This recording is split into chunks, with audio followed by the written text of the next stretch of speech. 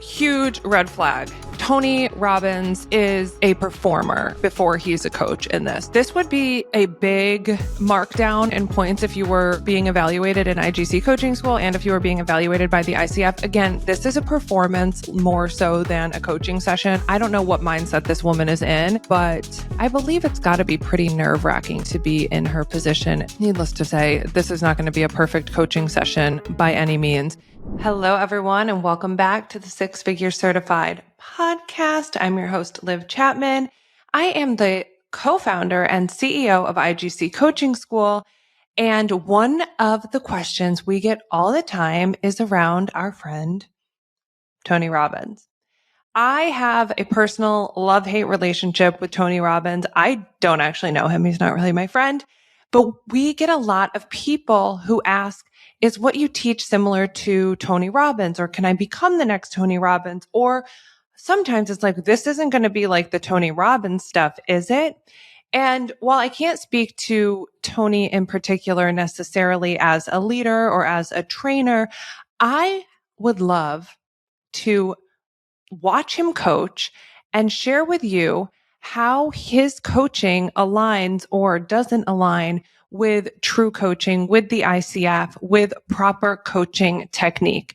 Now, proper coaching technique is often something people argue about, but we base all of our technique around the International Coach Federation, the ICF core competencies, and research-based proven effective strategies when it comes to coaching.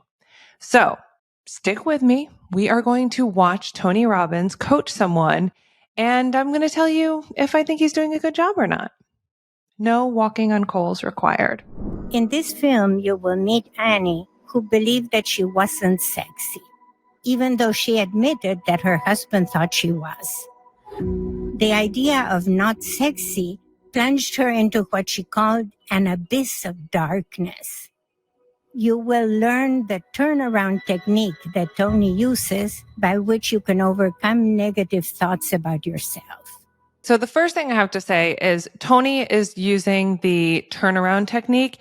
In coaching, that is also called reframing. So reframing is essentially taking a negative experience, a negative thought, and creatively reframing it or turning it into something much more positive. So by definition, reframing is a technique where the coach asks questions or makes a statement to help a client see obstacles, situations, limiting thoughts or feelings from a new, different, more positive perspective.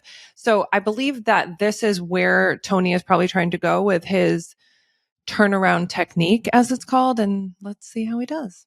You said it, but you don't really believe it. You don't believe you're sexy. Again, you don't believe you're sexy. Oh, come on. There's got to be more than two people. This whole room thinks they're sexy. Okay. A couple more. You, my dear? Okay. Stand up. Give her a hand. Give it up for her, ladies and gentlemen. Let her hear you, for God's sakes. Not even going to lie. I love the acknowledgement. I do. I love it. I think acknowledgement and really applauding or congratulating or standing by our clients is key. It really, really helps build trust and intimacy, which is a key factor in getting clients to really open up and start the creative process of coaching. So although this is theatrical, I'm here for the acknowledgement. What is your name, my dear? Ani. Ani? Oh, Ani, I'm sorry. Where are you from, Ani? Washington State. Give her a hand. Ani from Washington State, ladies and gentlemen. So, Ani, did you say I'm sexy out loud when we said it earlier? Yeah. You did? Yeah. Okay. But you don't really believe it? I used to be. You used to be. Okay, now that's interesting belief.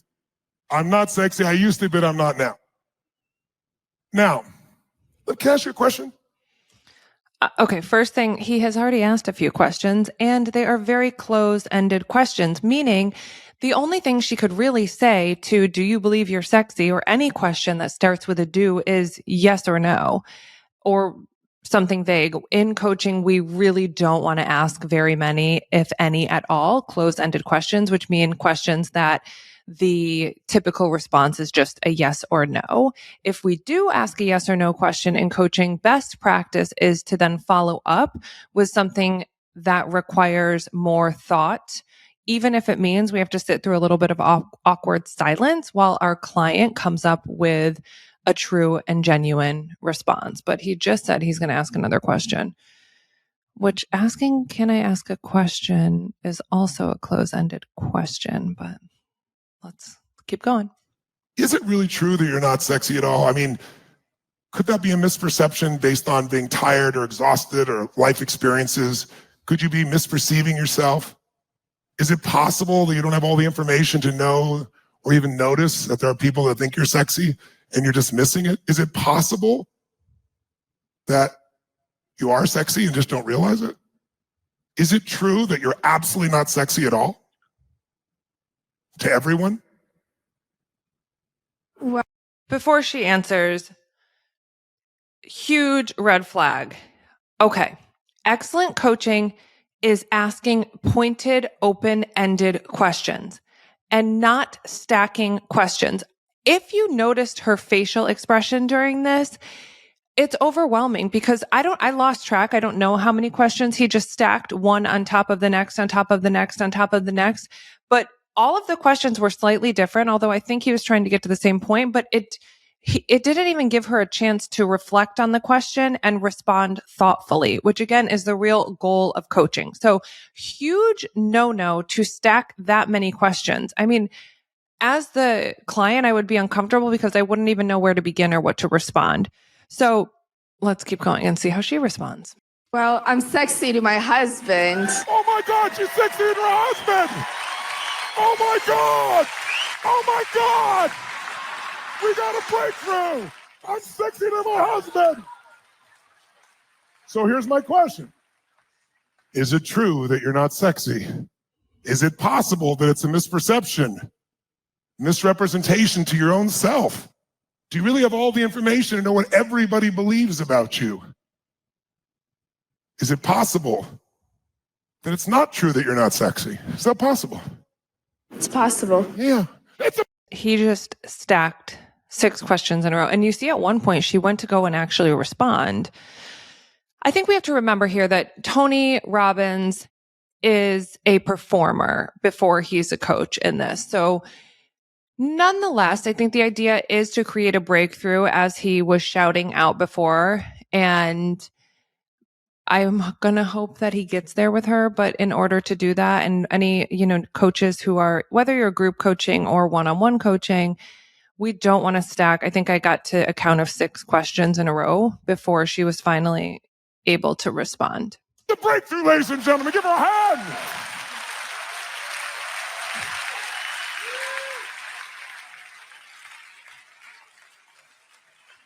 Now, by the way, when you said, my husband thinks that's sexy, there was already a breakthrough. I just wanted to expand it. Now, by the way, you go, well, that's not enough. You're right. It's only the first step. But without this first step, there's no progress. Raise your hand if you see this. All right, this is the moment where there's an opening. So what's the second question? Tell me, what do you feel? What do you experience? What do you think about yourself or life when you feel like you're not sexy at all? What do you believe? What do you feel? What do you experience when you think you're not sexy? Oh my God, he just literally interrupted her to keep stacking his questions. This would be a big markdown in points if you were being evaluated in IGC coaching school and if you were being evaluated by the ICF. Again, this is a performance more so than a coaching session, or so it seems like. I almost feel like some of his tone is almost patronizing or creating, I don't know what mindset this woman is in. Her facial expressions, which we can't see all of, don't indicate any major red flags. And I think the crowd is really on her team, which probably makes her feel a bit more comfortable. But I believe it's got to be pretty nerve-wracking to be in her position and with such a vulnerable topic. So needless to say, this is not going to be a perfect coaching session by any means. What I think he's really trying to get at is, how does she want to feel and what else is possible for her? And that may, in and of itself, a short, direct, open-ended question, may be all that he really needs to do here. But in coaching, we do say that the coach should be talking like 20 to 30% of the time max. The client should be expressing, creating, discussing at least 70% of the time. And clearly that dynamic is off here. I look in the mirror and I see the big black eyes and the gray hair and the lack of sleep. Where is the gray hair? Show me these gray hairs. It's in there. It's all right here. One gray hair. And some people think gray hair is sexy. Who thinks gray hair is sexy? It's like, yeah.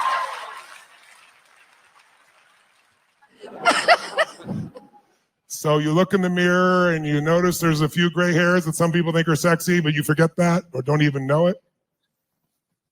And I've gained about 40 pounds after 2 kids. I've gained 40 pounds after 2 kids. Now, by the way, what do people think is sexy in this world? Well, when I was a size 4, I was pretty freaking sexy. Oh, I see. Have you ever been on the internet? Wait, shh. Have you ever been on the internet? Yes, I know the Kardashians, they're Armenian too, so am I. But hey, come on, that's a big butt. So, big butts are some people's ultimate fantasy.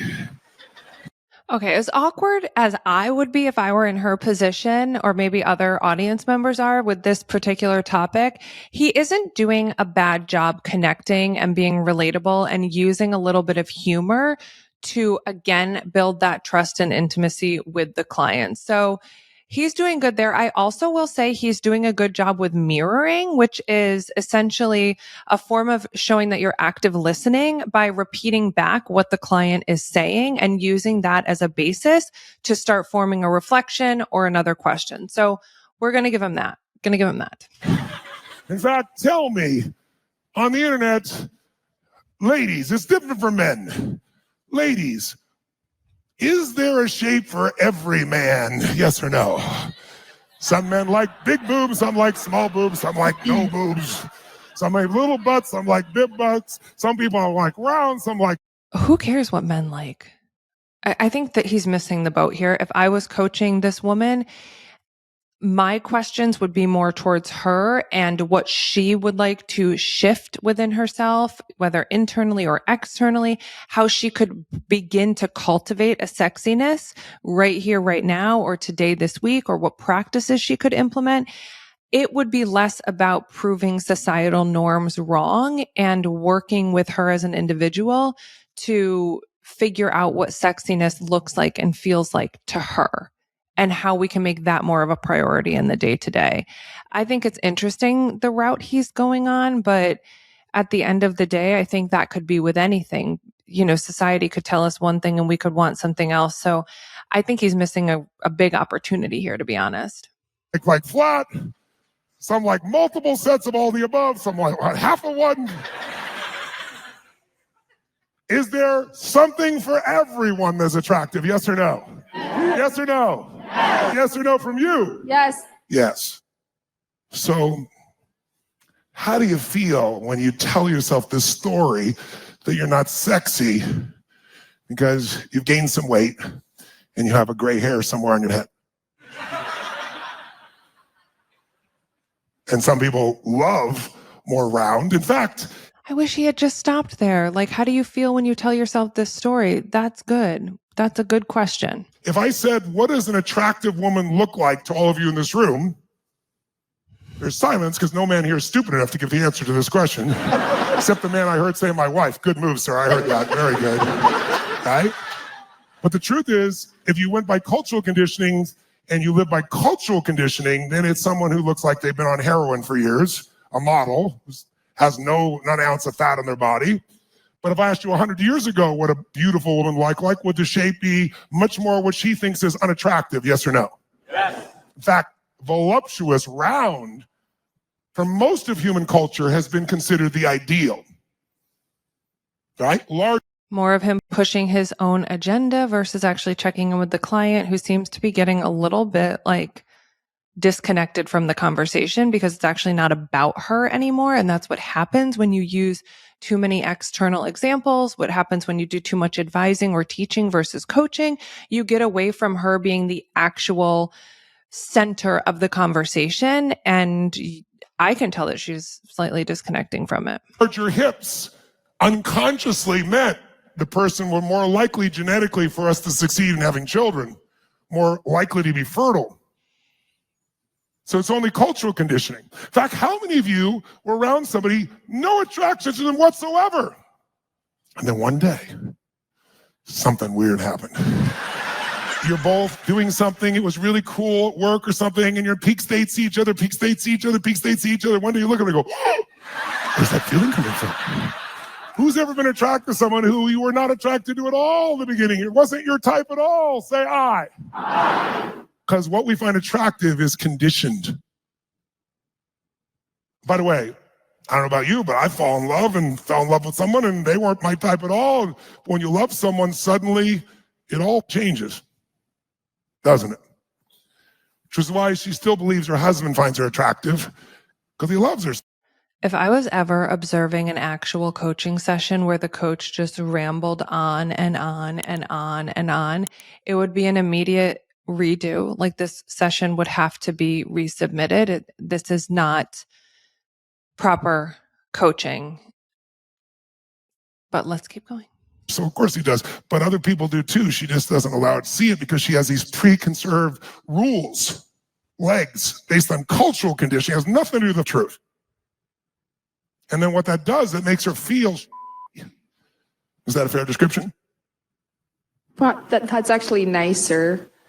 That's nicer. What would you say? What does it really make you feel like? When you believe that you're not sexy, what do you really feel? Like I'm falling in a deep abyss. Falling in a deep abyss of what? Darkness. A deep abyss of dark. Is that? That was a good question. He didn't stack and he reflected her answers back to her. How you want to feel? No, but I do. But is that how you want to feel? No. Then let me ask you a question. Third question. What if you never had the thought that you weren't sexy? What if that thought didn't even exist? How would you feel if you never had that thought? You never had preconditions on what sexy was at all. If you never had the thought, I'm not sexy, what would you feel if you never had that thought? What would you experience? How would you live? What would you enjoy? What would be different if you'd never had that thought ever? How would you feel if you'd never had the thought, I'm not sexy? I'd probably dress better and take time to take care of myself. And how would that make you feel?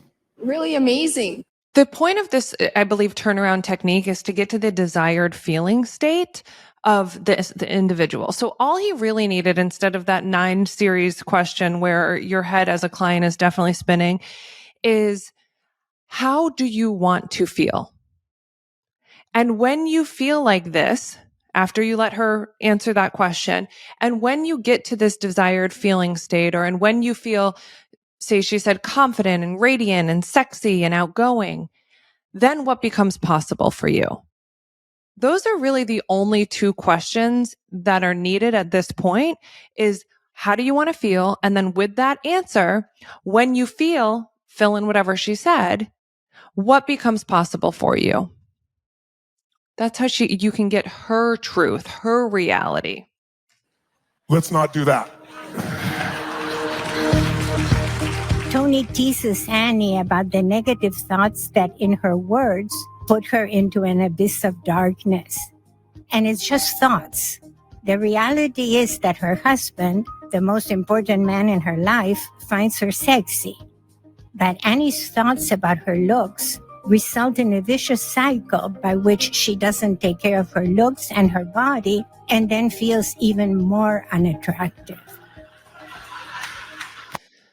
The narration was fine there, but as any woman or probably human knows, it really, at the end of the day, doesn't matter what anyone else thinks. You have to rework those thoughts yourself. And it is true, like, our thoughts are not always real. They're as real as we make them. They're as real as we embody them to be. But the work here and the work when you're coaching an individual is not about what the husband thinks or the friends think or society thinks. It's about what this human thinks and how to use her own thoughts and her own desired goals to change her reality. Maybe we'll get there. By the way, when you feel amazing, how do you act? How do you behave? What do you like? I have a lot of love to give. I'm Yes. able to do more. Yes. And people tell me that it's infectious. When I'm happy, then they're happy too. How does that make you feel when you know you bring all that knowledge to yourself, but people you care about? How does that make you feel when they're so happy because you're so happy? Amazing. Amazing. And by the way, is that sexy? I think so. It's sexy, ladies and gentlemen. Oh my God. Oh my God. I'm literally kind of cringing and dying at this part, but we'll keep going. So let me see if I understand this. Are you sexy? If you're able to look out for yourself even a little bit, take care of yourself, and find some joy in the moment, are you able to transfer that to other humans just by your beingness? Yeah. Are you sexy? Come on. That's not the technique. Another closed question, are you sexy? There's so much pressure on her to say yes or no, especially with an audience around, which likely would not be the case in any normal coaching session. A better way to ask this question to see if there was a shift inside of the session alone would be something like, how sexy did you feel at the beginning of this conversation? And how sexy do you feel now? Or scale of 1 to 10, how sexy do you feel? And if it's still low, like in our work together, what's your goal? How do you want to feel in the next 2 weeks? Great. Then just to take this a step further, which we'll see if Tony does or not, what practices do we need to implement to be sure that that happens? And that's really where coaching makes a difference in life. And it's not just about one session. And in IGC, we don't teach any of our coaches to have one-off sessions. All of our packages that we encourage our coaches to have are at least 90 days because that's how long it takes. Like you can have breakthroughs in these coaching sessions, but they become just breakthroughs in a vacuum, which adrenaline rush, great, feeling good, great. But if anyone knows, if anybody has ever listened to a song that made them feel a certain way, or read a quote that made them feel a certain way, or seen something in a movie, or you've just gotten really excited about something, when you go back into regular life, that often fades. And that's why coaching can really, really make a huge difference, because instead of just getting excited about the next best thing or feeling motivated one day, you have this person with you walking alongside you to ensure that that motivation doesn't go away. And when it does, bring you back to purpose, bring you back as ultimately the creator of your own reality, and putting you back in the driver's seat again and again and again, so that when you want to shift your beingness or your reality or your perception of self or anything in your life, you have a strong foundation to do that from. Let's keep going. You're getting a little desperate. Possibly, yeah. Possibly she's sexy, ladies and gentlemen. So watch this. So now we do the turnaround. The turnaround is the opposite of what you used to say. This can't be done. So what's the turnaround? This must be done. This will be done. But you don't just make the new statement. You find 3 new what?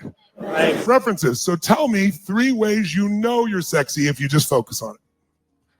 What's one of the 3 ways that let you know you're sexy? This question by Tony is what he calls the turnaround of a bad thought. After Annie admitted that when she's happy, people around her are happy too, and admitted that when she brings joy to others, she's sexy, Tony asks her for 3 ways that she knows she's sexy. My husband still likes me. Give her a hand, ladies and gentlemen. She feels that. True. By the way, look at that face. By the way, how many feel that energy out of her smile? Make some noise if you feel it. How many think that smile is sexy? Let me make a little noise if you do.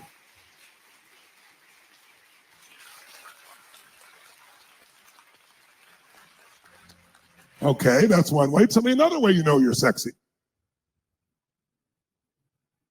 I believe I have a wonderful heart, and when I feel great, then I'm able to do more for other people, and that makes them feel awesome. So that to me is sexy. Give her a hand. I love this. I've talked about this many, many times. Finding proof that your desired feeling state or desired new reality is possible and already happening is so important. It's almost like, don't be the person that has a bunch of affirmations or mantras that have no substance behind them. It's very hard for the brain to grasp new realities without evidence. So I actually love that Tony asked her, what proof do you have now that this is possible, right? It's not at the level she wants it to. She's still hesitant to declare herself as sexy in this case, but she has some proof and some evidence that this is possible for her. And I really like that he asked her to generate those reasons why. And ladies and gentlemen, by the way, just for a moment, look around and see whether or not you've transferred that energy while you've been standing today. You see people's faces. What do you see?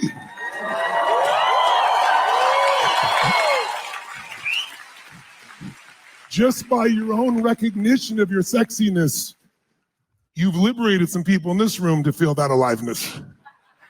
How many feel even more of it in yourself right now as she's done this? Oh my gosh, just saying, that's the power of group coaching. Now, I would not, and I don't believe the ICF does, recommend coaching with this many people, but if you have a group of 5 to 10, these acknowledgments, this group collective investment in one another and cheering each other on can definitely move mountains. So if you are hosting group coaching, highly, highly recommend getting the group's buy-in, and it really helps build trust and intimacy within the group, which can make everyone move forward faster. So I do love that. Tell me a third reason why you know you're sexy. I can still put on a pair of heels and walk down the street and get a whistle. Give her a hug! Give it up! Give it up! There you go! Oh, look at that!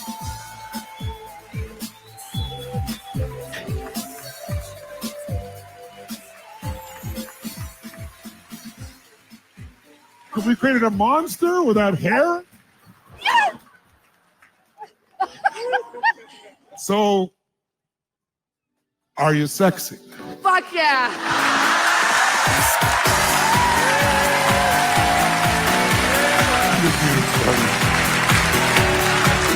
It's true.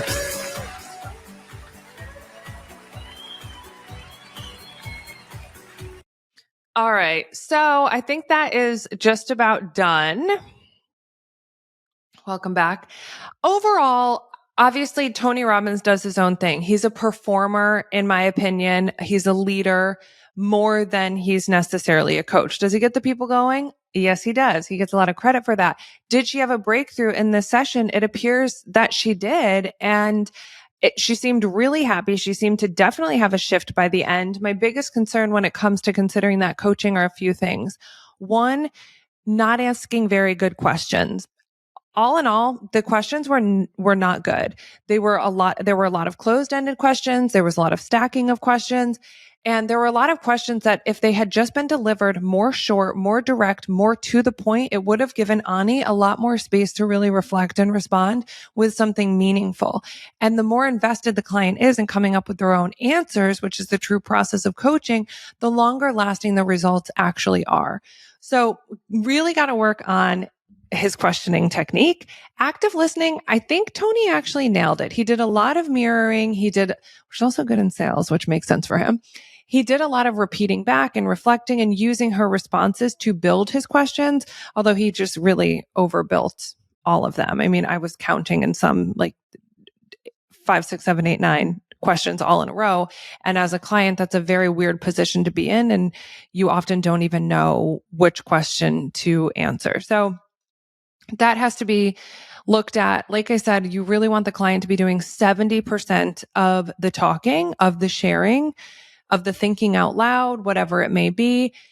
And the biggest thing that could be changed in this session in particular is that she got a lot of momentum, a lot of movement by the end, but there was nothing, at least from this video, that showed what happens next. I think often people, when they view coaching as these like singular sessions in a vacuum, it doesn't allow for the life component, which is like, we want to have breakthroughs in our coaching sessions. We want to have these big aha moments. But if those are stuck inside of the session and never make their way out of the Zoom meeting, then what good are they?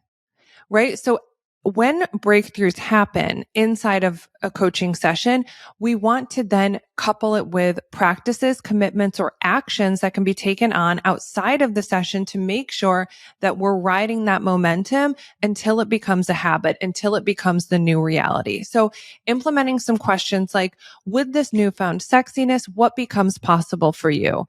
Da, da, da, da, da, da. What of those things would you like to actually commit to in between our sessions? Great. How can I hold you accountable to following through on these commitments? Great. What is your plan on the days where you don't feel sexy again? How can we get you back into that desired feeling space? Right? These are some kind of questions, all open-ended and all which would be delivered and then left, meaning you ask the question and then you step back and wait for the client, even if it means there's a little bit of awkward silence, until they can come up with their answers. And then, of course, on our next session, we would follow up with, you had these commitments that you declared in our last session. How did those go for you? What's working? What isn't working? What needs to be revised? How can I acknowledge you? How can I celebrate your progress? What do you see shifting in your reality since you've implemented these practices? Okay. A huge opportunity to have more accountability built in. The other thing I did really appreciate about Tony was his acknowledgement. Sometimes, again, you're in a big room like that, it's a little bit different, but I am a huge believer in celebrating small wins. So her declaration of being able to say, I am sexy and do that little dance and all that, I think that's definitely worth acknowledging. That's definitely worth celebrating. And anytime you have a client in a session who actually does something in that session, it's definitely worth it to celebrate that moment. In coaching, sometimes we give our clients do now goals. I was in a session with a client the other day and she had been putting off taking this action. And I said, let's just do it now. Let's just do it now. And then by doing that action now, it gives us a reason to celebrate that our client, acknowledge them, which ultimately helps cultivate that confidence and that new way of being where, oh, I can follow through on what I say I'm going to do.